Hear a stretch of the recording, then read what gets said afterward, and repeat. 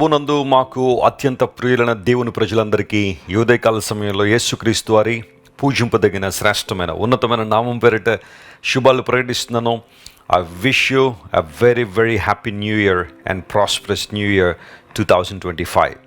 గతించిన సంవత్సరం అంతా దేవుడు మనల్ని కాపాడి ఈరోజు మరొక నూతన సంవత్సరంలోనికి దేవుడు మనల్ని నడిపించారు.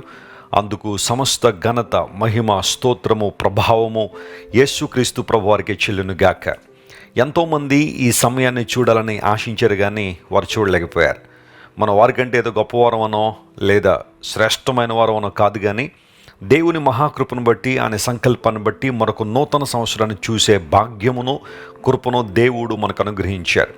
నా ప్రాణమా యెహోవాను సన్నిధించు, ఆయన చేసిన ఉపకారంలో దేన్ని మర్చిపోవద్దని భక్తుడు కీర్తించినట్లుగా మనందరం ప్రభువును స్తుతిస్తూ, గణపరుస్తూ, ఆయన చేసిన గొప్ప కార్యాన్ని కీర్తిస్తూ ఈ సంవత్సరం అంతా ఆయన నామ మహిమార్థమై మనం బ్రతకగలిగితే అంతకన్నా సంతోషం మరొకట్లేదు.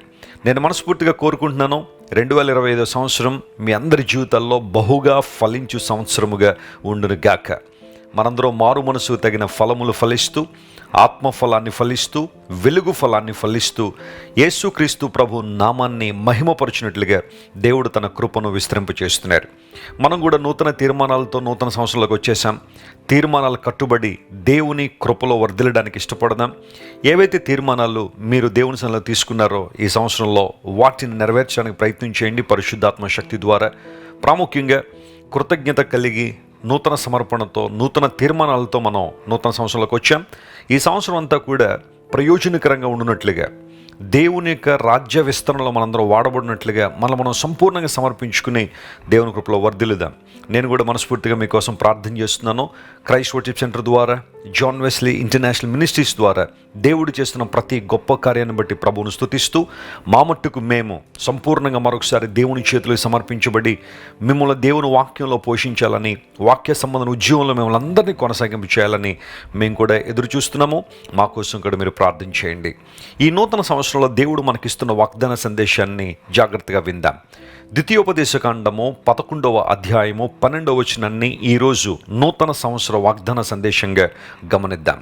Deuteronomy chapter 11 and verse 12. అది ఆకాశ వర్ష జలము త్రాగును, అది నీ దేవుడైన యెహోవా లక్ష్యపెట్టు దేశము. నీ దేవుడైన యెహోవా కన్నులు సంవత్సరాది మొదలుకొని సంవత్సరాంతము వరకు ఎల్లప్పుడూ దాని మీద ఉండును. దేవుని పరిశుద్ధ నామానికి మహిమ కలుగును గాక. What a wonderful promise. నీ దేవుడైన యెహోవా కన్నులు సంవత్సరాది మొదలుకొని సంవత్సరాంతం వరకు దాని మీద ఉంటాయి. కనాను దేశాన్ని గురించి దైవజనుడైన మోషే మాట్లాడుతూ ఆ దేశం యొక్క ప్రాముఖ్యతను వివరిస్తున్నాడు.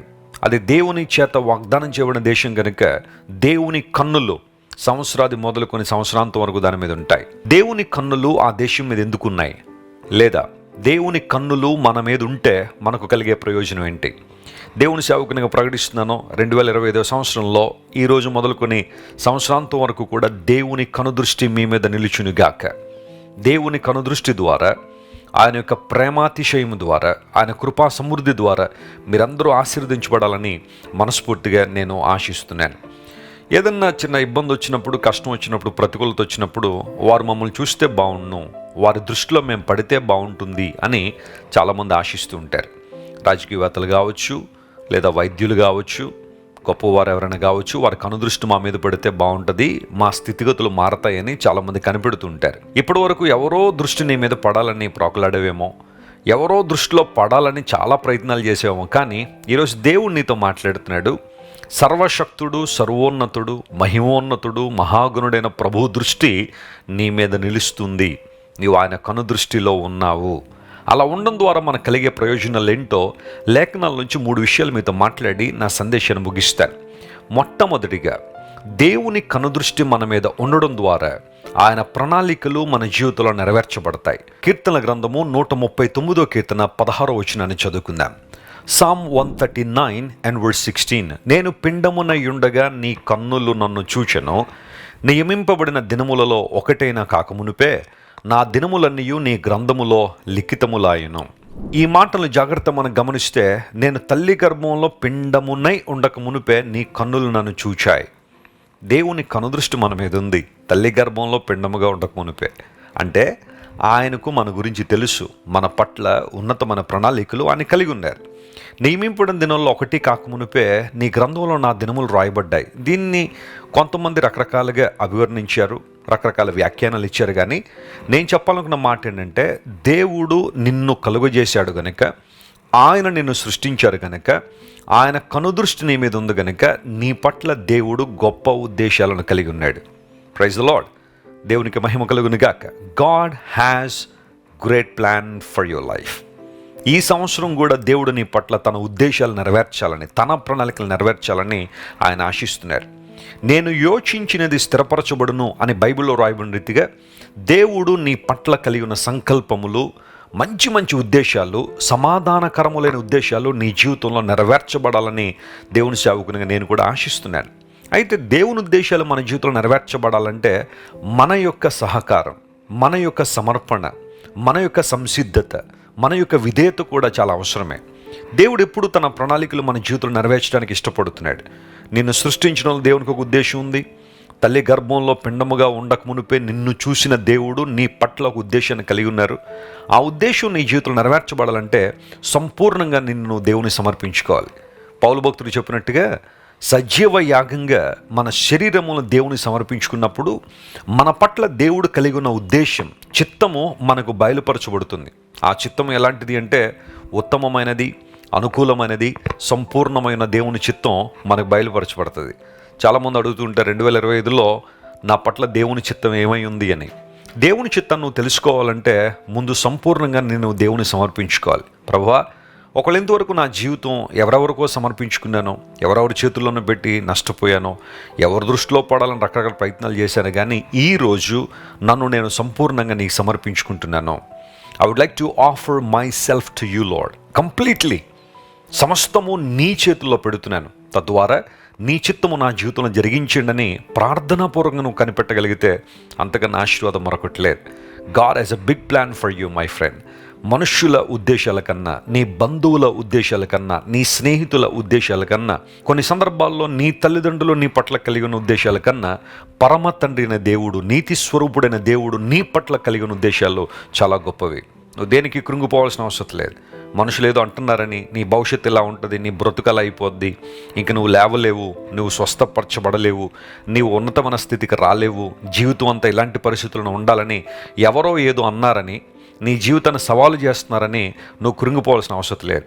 దేవుడు నీ పట్ల కలిగిన సంకల్పం, ఆయన నీ పట్ల కలిగిన ఉద్దేశం నెరవేర్చబడుతుంది. నీవు సంసిద్ధత కలిగి ఉంటే, ఆయన చిత్తానికి నీ జీవితాన్ని అప్పగించుకోగలిగితే నీ అభివృద్ధిని, నీ ఉన్నతమైన లక్ష్యాలను ఏ ఒక్కరు కూడా నిలుపొచ్చి చేయలేరు, ఏ ఒక్కరు ఆఫ్ చేయలేరు. ఈ సందేశాన్ని గుర్తించి ప్రభువులో ఆనందించు, సంతోషించు. Lord, fulfil your desires and your purposes in my life అని నువ్వు ప్రార్థన చేస్తూ దేవుని చేతికి నీ జీవితాన్ని సమర్పించుకోగలిగితే ప్రభు గొప్ప కార్యాలు జరిగిస్తాడు. ఆయన కన్నులు నీవు పిండముగా ఉండక మునిపే నిన్ను చూసిన కన్నులు. సంవత్సరాది మొదలుకొని సంవత్సరాంతం వరకు దేవుని కనుదృష్టి ఆ దేశం మీద ఉంటుందని మోషే చెప్పినట్లుగా నీ జీవితంలో దేవుని కనుదృష్టి నీ పట్ల కలిగిన ఉద్దేశాలు నెరవేర్చడానికి ఇష్టపడుతుంది.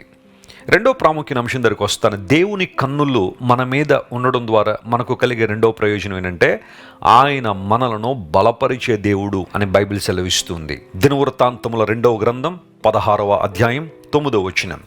2 Chronicles chapter 16 and verse 9.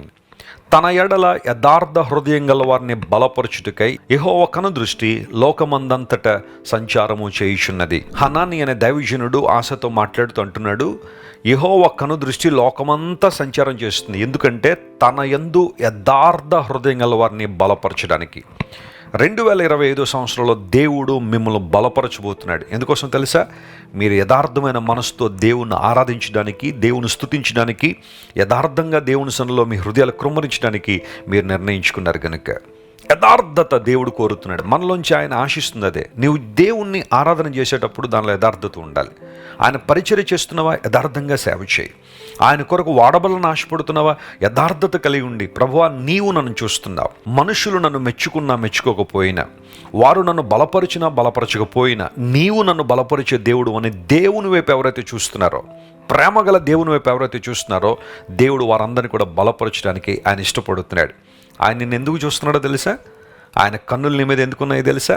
నిన్ను బలపరచడానికే. చాలామంది ఈ రోజుల్లో బాధపడుతున్నారు, నన్ను ప్రోత్సహించే వాళ్ళు ఎవరు లేరండి వెస్లీ గారు, నన్ను బలపరిచేవారు ఎవరు లేరండి, నా భుజం తట్టి నా వెన్ను తట్టి ముందుకు నడిపించేవారు ఎవరు లేరండి అని బాధపడుతున్నావా? 2025 సంవత్సరంలో దేవుడు ఆ బాధ్యతను తీసుకుంటున్నాడు. నిన్ను బలపరచడానికి దేవుడు ఉన్నాడు. నన్ను బలపరచువనేందు నేను సమస్తము చేయగలనని పౌలు భక్తుడు చెప్పినట్టుగా, you can do all things in God because he's gonna strengthen you. ఆయన నిన్ను బలపరచడానికి ఇష్టపడుతున్నాడు. ఆయన ఎంతోమందిని బలపరిచాడు. పౌలు భక్తుడు అన్నాడు, దేవుడు నన్ను బలపరిచాడు కాబట్టే నేను సింహము నోటి నుండి తప్పించబడ్డానన్నాడు. దానియేలుని దేవుడు బలపరిచాడు. యోసేపును దేవుడు బలపరిచాడు. యెహోవా నా బలమా, నేను నిన్ను ప్రేమిస్తున్నానని దావీదు భక్తుడు తన కీర్తనలో రాశాడు.